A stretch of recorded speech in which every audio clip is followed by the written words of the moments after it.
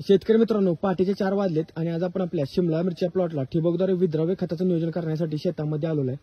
शेतामध्ये जी काही आपली मोटर आहे त्या मोटरचा हा स्टार्टरचा बॉक्स आहे. तो बॉक्स आपण कशा प्रकारे सेट केला आहे याविषयी माहिती घेण्यासाठी आज आपण हा व्हिडिओ बनवतोय.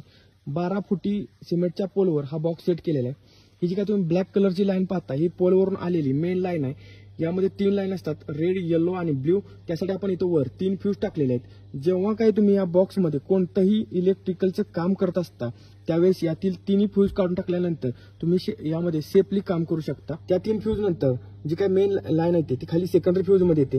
या सेकंडरी फ्यूज मधून हे तुमचा मोटरचा स्टार्टर आहे त्या स्टार्टर मध्ये लाईन येते. हा डबलचा स्टार्टर आहे, कारण आपली जी काही मोटर आहे ती 7.5 HP आहे. त्यासाठी आपण इथं डबलचा स्टार्टर टाकलेला आहे.